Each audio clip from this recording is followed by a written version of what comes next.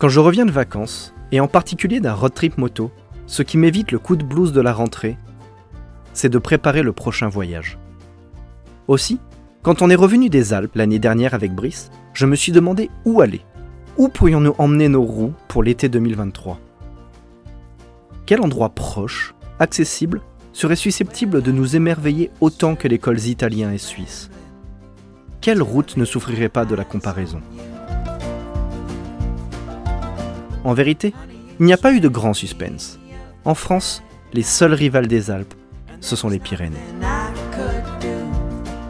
D'ailleurs, j'y suis déjà allé dans les Pyrénées, il y a 2 ans avec Loïc. Seulement, on a dû faire 80% du circuit sous la pluie. Donc ça m'allait pas mal d'y retourner, en espérant que la météo soit plus clémente. Alors, je me suis mis à la tâche. J'ai regardé les routes qui avaient l'air sympas, tout en m'inspirant de mon précédent voyage.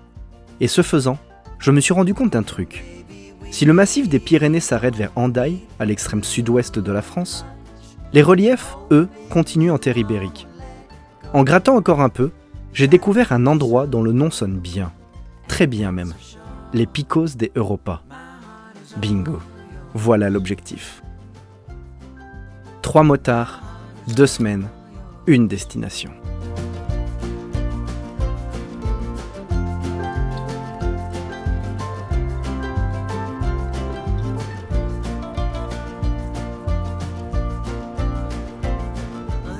Bon, pour être franc, ça n'a pas vraiment commencé de la meilleure des manières. JB s'est retrouvé avec le Covid 72 heures avant de partir. Heureusement, au jour du départ, il se sent d'attaque. Rendez-vous est pris à Cubières-sur-Sinoble. Quant à Brice et moi, nous avons fait une partie du trajet sous la pluie.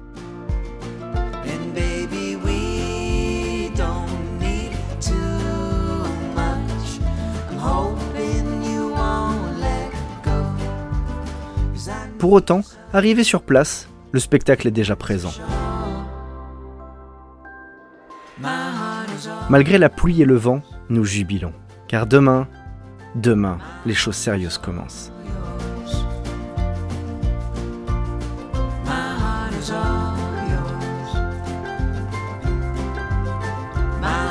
Tout doucement, nous quittons le camping, un peu groggy. Heureusement, une route en balcon fait office d'échauffement à cette première journée.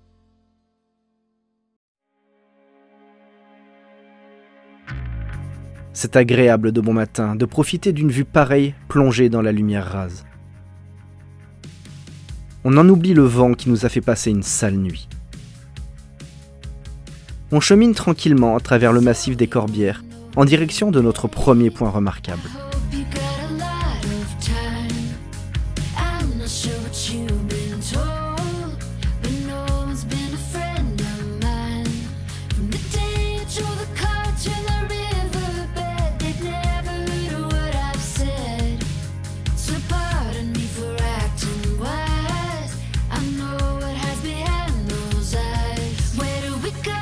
Les gorges de Galamu. Je voulais absolument que ça soit notre porte d'entrée vers les Pyrénées. J'en ai tellement entendu parler qu'il fallait que je les voie de mes yeux. Et quel spectacle! Elles n'ont clairement pas failli à leur réputation.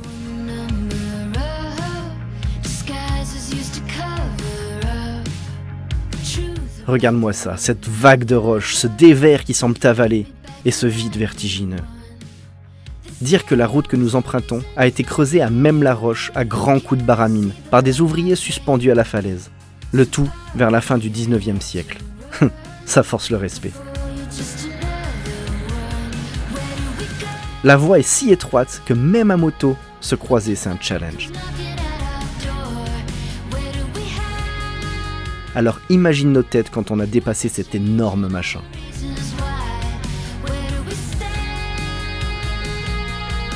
Quelle entrée en matière dans ce road trip.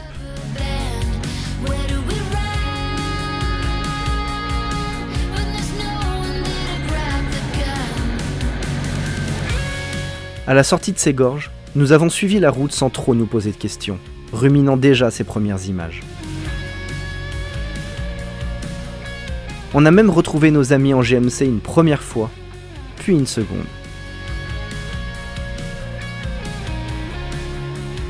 Mais moi je sais exactement où nous allons. D'abord, le lac de Vinça. Ensuite, la ville médiévale de Villefranche-de-Conflans. Et puis...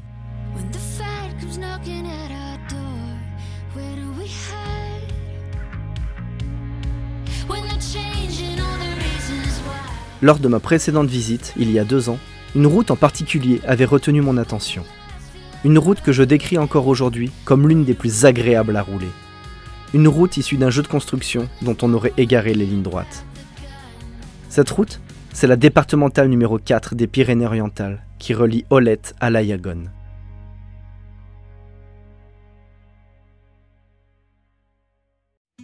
Le bitume y est clean, la vue magnifique, les virages s'anticipent facilement, ça dure sur une 20aine de kilomètres et il n'y a personne. Rien que toi, ta moto et les virolos. Tu comprends pourquoi je l'adore ?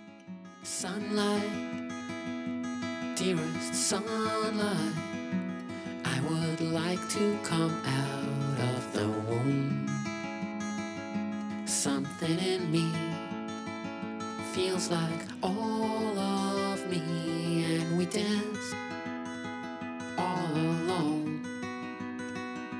Come on in,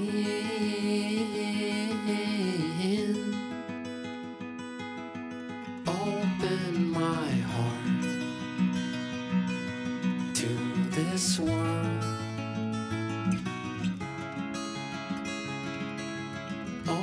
Mais puisque les bonnes choses ont une fin, il nous faut gagner l'étape suivante, Font-Romeu.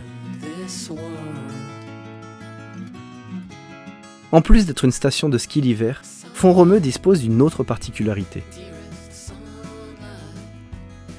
Il abrite le four solaire d'Odeillo. Alors, ici, pas question d'y cuire son pain.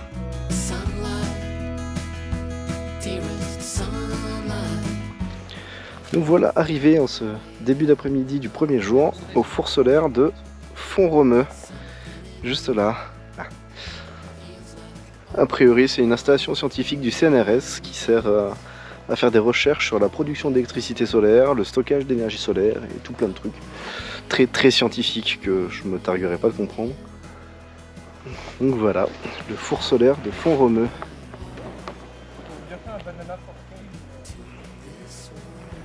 Construit en 1969, il permet de chauffer à plus de 3000 degrés et ce en quelques secondes.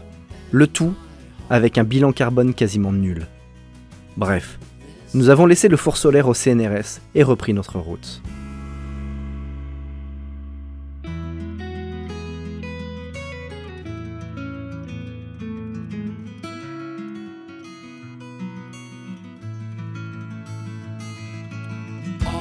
Nous avons longé l'Aude et l'impressionnant barrage de Matémal.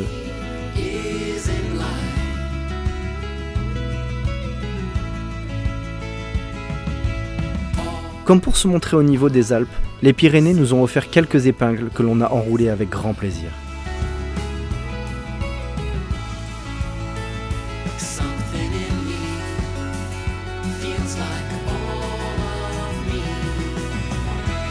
L'objectif suivant, c'est le col de Payère. Le premier col d'altitude que l'on va traverser, et j'ai hâte de le faire découvrir aux copains. J'espère qu'ils l'apprécieront autant que moi.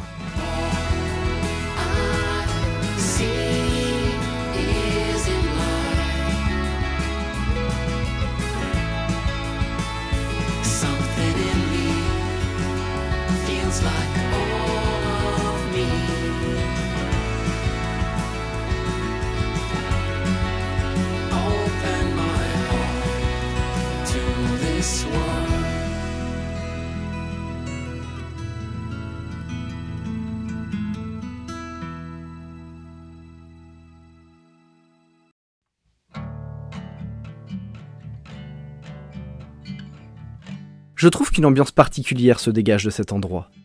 Peut-être est-ce la végétation rase, peut-être le vent, mais moi, je m'y sens bien. L'air ici semble plus frais, plus léger qu'en bas. La montagne a cet effet sur moi, c'est cathartique. On s'est arraché à notre contemplation, mais la descente du col offre un tableau exquis.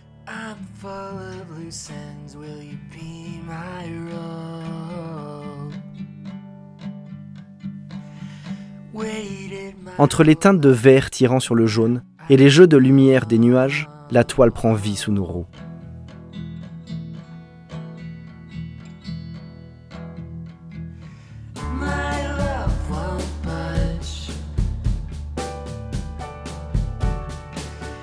La pellicule défile ainsi jusqu'au lac artificiel de Goulours.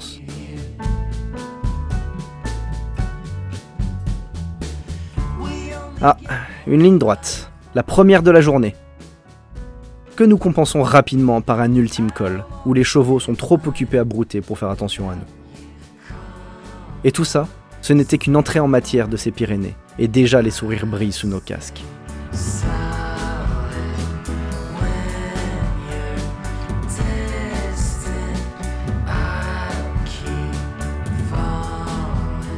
Finalement, nous avons posé nos tentes au camping de Lazaigua, non loin de Bière.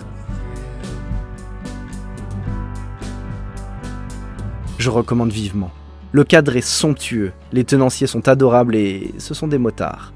On a presque l'impression de bivouaquer.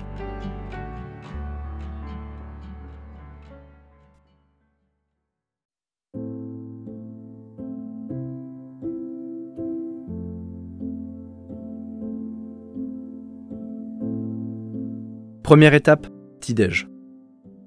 Deuxième étape, extraction du camping, en formation. Troisième étape, col du Saraillé. Quelle meilleure façon de commencer sa journée.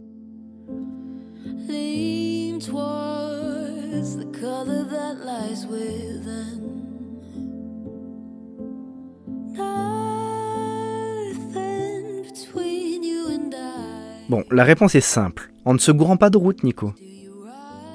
Car la fin de matinée, on l'a passée entre lignes droites et zones industrielles. Pas vraiment ce que l'on recherche lors d'un road trip moto. Cela dit, on s'est vite rattrapé, puisque ce déjeuner gargantuesque, on l'a pris à un col.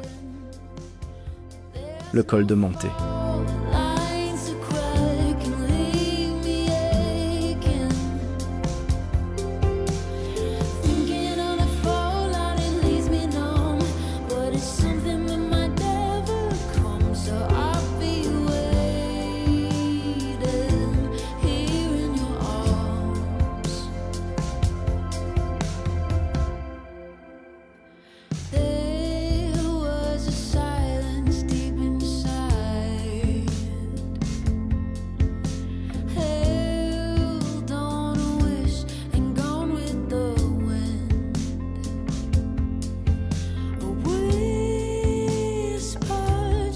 Comme tu peux le voir, une ondée est passée laver les motos tandis que nous étions à l'abri.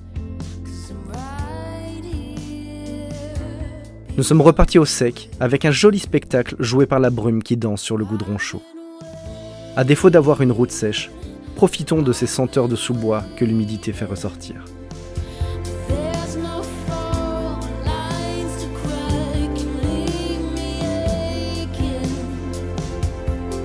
Nous avons redescendu ce petit col, longé un moment la haute vallée de la Garonne et sa verdure omniprésente. Soudain, un panneau m'a interpellé.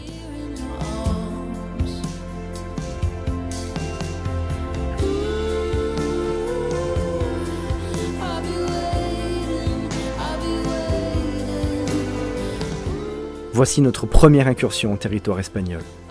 Une incursion très brève, c'est vrai, mais qui sert d'excuse pour emprunter le col du Portillon et sa vue dantesque.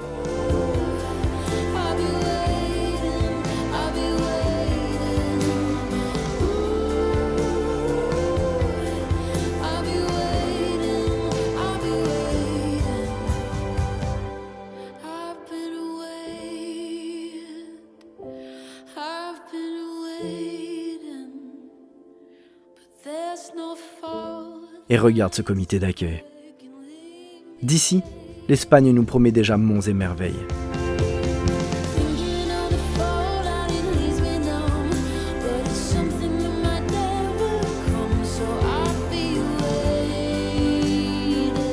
C'est l'eau à la bouche que nous sommes retournés en France, dans les Hautes-Pyrénées.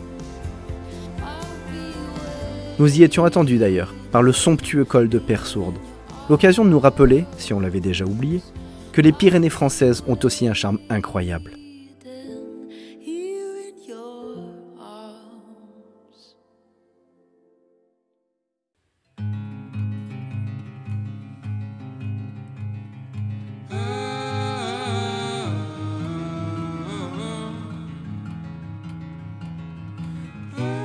La journée touchant à sa fin, il est une nouvelle fois un peu tard pour chercher un bivouac. Alors nous optons pour le camping, à Saint-Lary-Soulan. Nous y avons découvert un restaurant incroyable, l'Atelier du Burger. Nous y avons mangé les meilleurs burgers de notre vie, ce qui a visiblement un peu perturbé JB. À une route mouillée près, ce deuxième jour a déjà été fabuleux. On s'est explosé l'estomac, cramé les rétines, alors que les Pyrénées nous réservent encore tant et tant.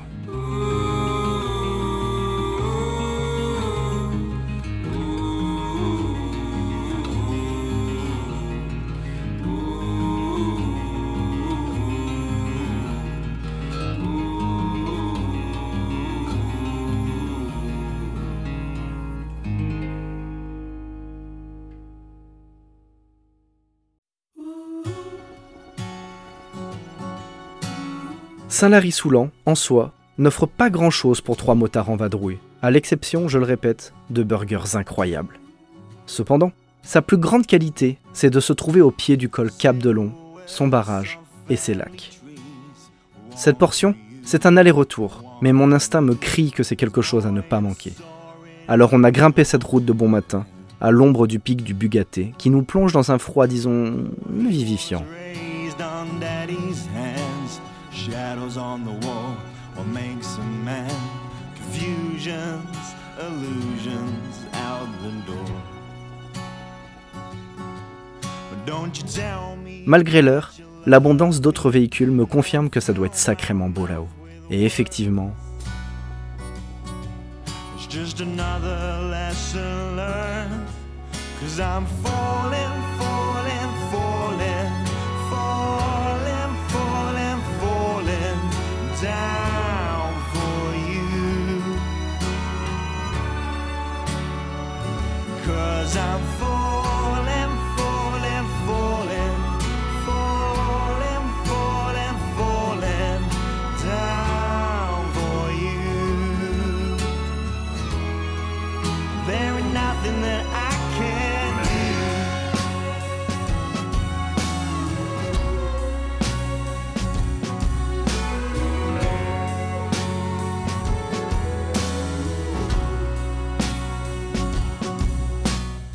Donc là, ça fait 40 minutes qu'on roule de bon matin pour voir ça. J'ai envie de dire, ça vaut le coup.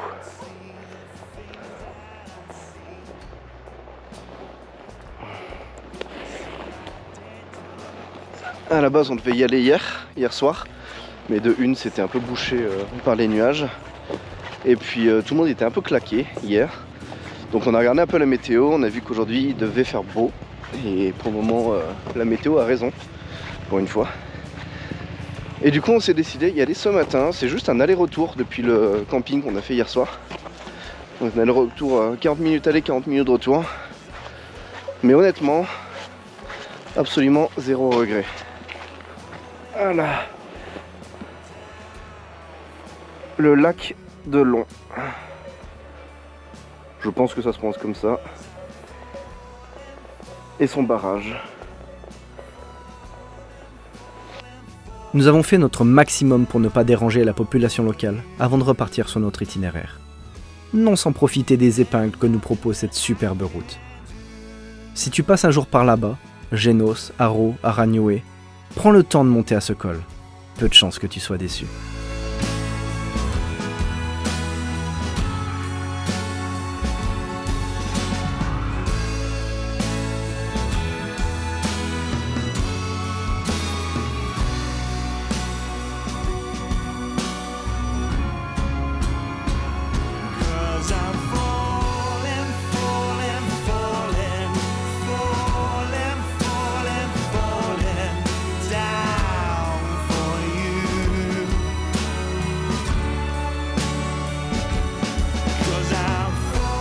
Finalement, nous avons quitté la vallée d'Or pour celle de la Paillole, en passant par la Hourquette d'Ancizan et ses 1564 mètres d'altitude.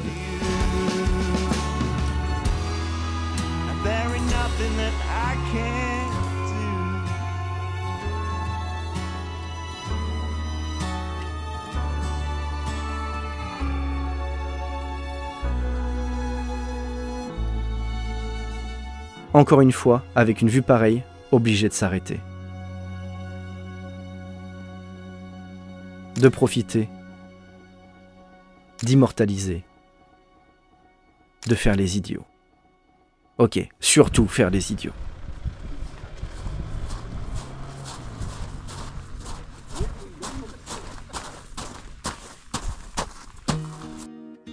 Puis repartir sous l'œil méfiant d'un rapace. In the morning when I get up, I wish that we could stop and take each day. In the evening when I get home, always hope to find you all alone and out of harm's way. Every time I look around, I hope to find you looking back at Ces Pyrénées, ce sont de véritables montagnes russes. On monte, on descend et on recommence. Chaque sommet a son charme, ses particularités. Et nous, on navigue au milieu de tout ça comme des marins d'eau douce, sans compas, sans carte. Se perdre, ici ça n'a rien de grave. Et je crois qu'au fond de nous, nous le souhaitons presque. Cependant, au milieu de tous ces cols, il y a des noms qui ressortent, qui ont plus de portée que d'autres. Par exemple, si je te parle du col du Tourmalet, normalement, ça fait résonner une petite cloche au fond de toi. C'est l'un, si ce n'est LE col le plus connu des Pyrénées. Ce passage enserré entre les mâchoires rocheuses du pic du Midi et du pic d'Espade est iconique. C'est quand on traverse la station de ski que l'on se rend compte à quel point ça doit être touristique l'hiver. Every time I look around, I hope to find you looking back at me. You're everything I ever hope to see. In the morning, Je soupçonne les lamas qui y pèsent de grandement participer à sa renommée. wish that we could stop.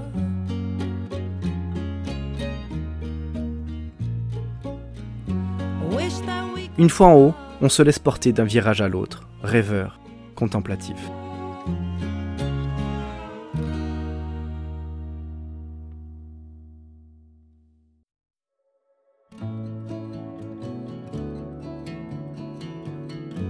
La route descend, se stabilise, puis remonte.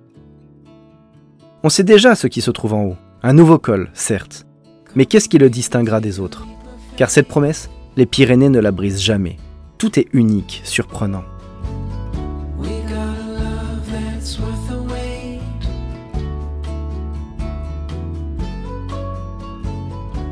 Darling, you've been on my mind. Par exemple, une fois arrivé au col du Soulor, on a fait la connaissance d'un couple de motards fort sympathiques, en conflit avec un âne visiblement addict au tabac. T'avoueras que c'est pas une phrase que tu sors tous les jours. Et va chercher des cravates ailleurs. Chez. Allez. Oh là là, t'as une poule. Là, t'as une poule là. Et tandis qu'on discutait des vautours qui frôlent les motards 3 virages plus bas, l'un d'eux est même venu dire coucou. Dire qu'il nous reste 2 cols avant la fin de journée.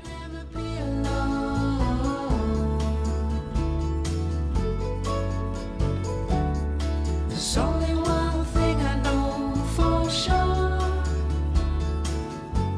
On s'est autorisé une pause vraiment pas nécessaire. Nous voilà arrivés à Arrête. Pas que ce soit un village qui soit particulièrement important, juste on pouvait pas passer ici sans s'arrêter à Arrête. Ouais, vous pouvez me blâmer pour cette blague. Le col d'Aubisque, lui aussi très connu, notamment grâce au Tour de France, s'est offert à nous, coiffé de quelques nuages. Ça donne un paysage tronqué, mais d'une ambiance folle, à laquelle les moutons semblent insensibles. Faut dire qu'ils doivent le connaître par cœur, ce panorama. Much more. There's something Retour dans la vallée et sa forêt qui nous accompagnera jusqu'au dernier col de cette 3e journée. Celui de Marie-Blanc et ses 1000 mètres d'altitude à peine dépassés. parfait. Je trouve ça marrant de conclure sur ce tout petit col après avoir franchi 2 des plus hauts des Pyrénées. Ça le rendrait presque mignon. Just because I'm never gonna let you go. La soirée se terminera au camping d'Oloron-Sainte-Marie. Des images plein la tête et des histoires plein la bouche. With your love, I'll never be alone.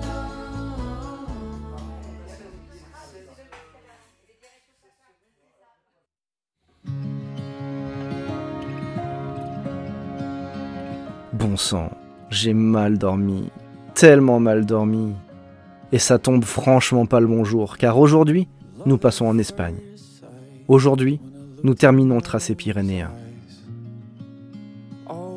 Alors dans une vaine tentative de me réveiller, j'ai attaqué le premier col de la journée sur un rythme peu raisonnable, abandonnant mes 2 comparses derrière. Les virages s'enchaînent sous mes pneus à crampons et me rappellent que cette moto est vraiment capable de tout. Je reste toutefois vigilant, car malgré l'heure matinale, les vaches restent chez elles et déambulent parfois sur les routes. Par ailleurs, ce serait dommage de rester la tête dans le guidon quand chaque sortie de courbe ressemble à ça.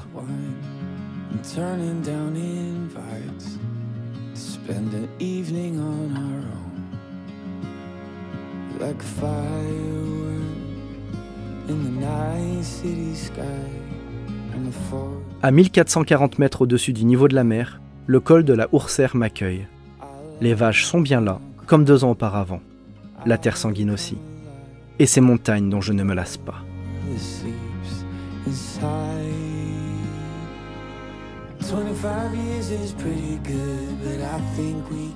Brice et JB finissent par arriver et on se pose un moment en compagnie des bovins.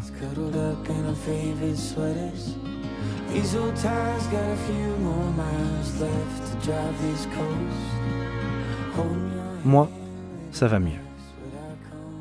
C'est idiot, mais parfois, même si tu voyages avec des amis incroyables, tu as besoin d'un temps pour toi. Hors de l'intercom, hors de vue. Juste ta moto, ta route, ton paysage.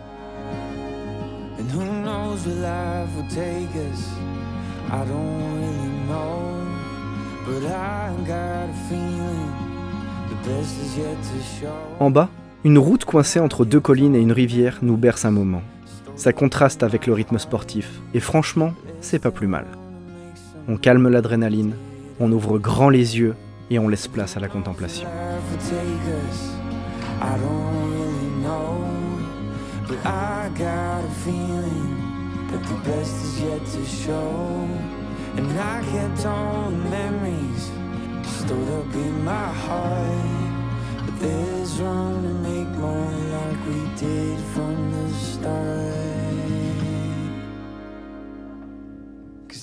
Nous passons l'Arro dans un décor rural. Visiblement, ils n'ont toujours pas retrouvé les lignes droites du jeu de construction. Et c'est pas pour nous déplaire.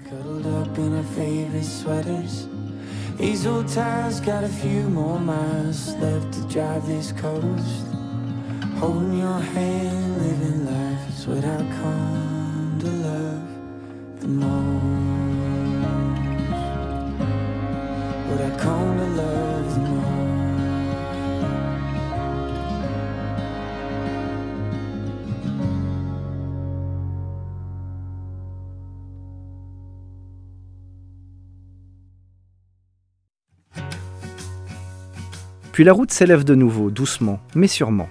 Nous passons au-dessus des collines, presque à hauteur des montagnes qui nous narguaient un instant plus tôt. Les arbres se font plus rares, l'air se rafraîchit et le vent se lève. I've always dirtied everything that I found. This ain't no difference, so look at you now. And baby, cut yourself loose. Save all the things that I said that night. Playing it cool, but I never got it right. Baby, cut yourself loose. I was mesmerized by your eyes. Keep me up every... Le col d'Orgambidesca. Un des rares cols déjà vus sous le soleil 2 ans auparavant. Je me souviens qu'on avait passé un long moment avec Loïc à discuter avec des ornithologues passionnés. Mais tu sais quoi ? Mon moi de 2021 te l'expliquera mieux. Parcours les cols des Pyrénées parfois. Tu tombes sur des drôles d'oiseaux en train d'observer leurs congénères. Apparemment, ils sont là pour compter, c'est ça ? Pour dénombrer les oiseaux migrateurs de mars à novembre. Bon, ils se relaient, hein, c'est pas toujours les mêmes, mais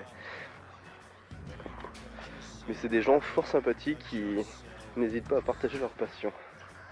Qui n'aiment pas les motos brillantes. Et qui n'aiment pas les motos brillantes.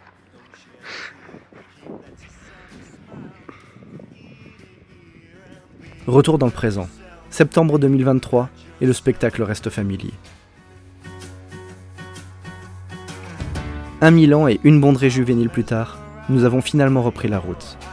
D'ailleurs, je sais pas si c'était le même Milan, mais celui-ci semble avoir une dent contre nous. Je crois qu'il a visé Brice. On a flâné sur cette route de crête un moment avant de redescendre dans le pays de Cise.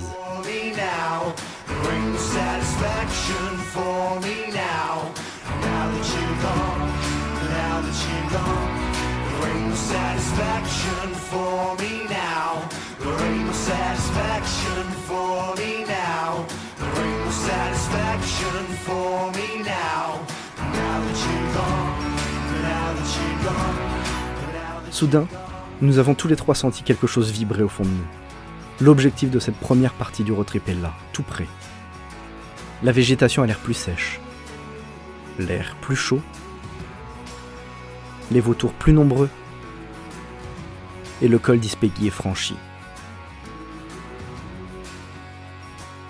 Nous y sommes.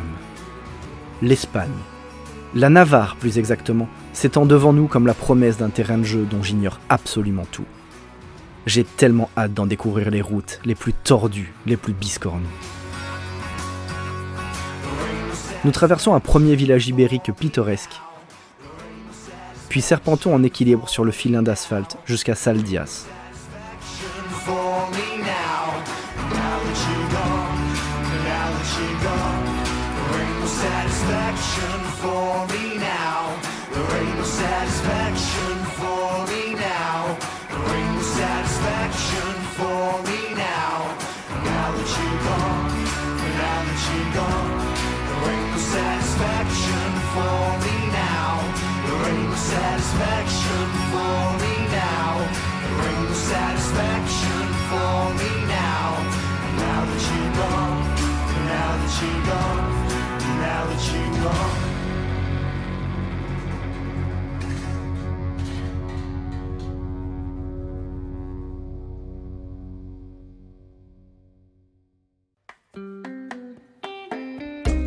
C'est amusant car, dans mon souvenir, la végétation avait complètement changé une fois passé la frontière. Pourtant, quand je regarde ces images, ça ressemblerait presque à chez moi. Par contre, il y a une chose qu'aucune caméra ne peut retranscrire, ce sont les senteurs. Ces odeurs-là, je ne les connais pas. Un mélange d'humus, d'eucalyptus et de garrigue. C'est parfaitement dépaysant.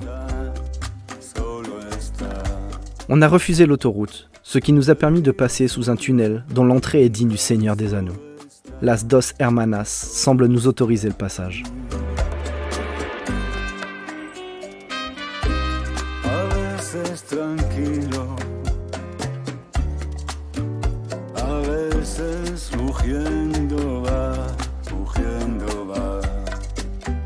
Et voilà.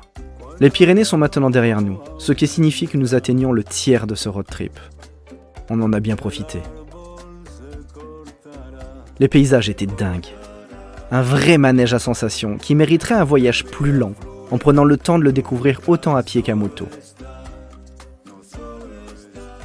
J'ai bien conscience que nous sommes passés à côté de nombreux points d'intérêt, mais c'est un choix délibéré. Et puis, ça servira toujours d'excuse pour y retourner, pas vrai ? Nous avons finalement rejoint le très joli parc naturel d'Urbasa, afin d'y planter nos tentes.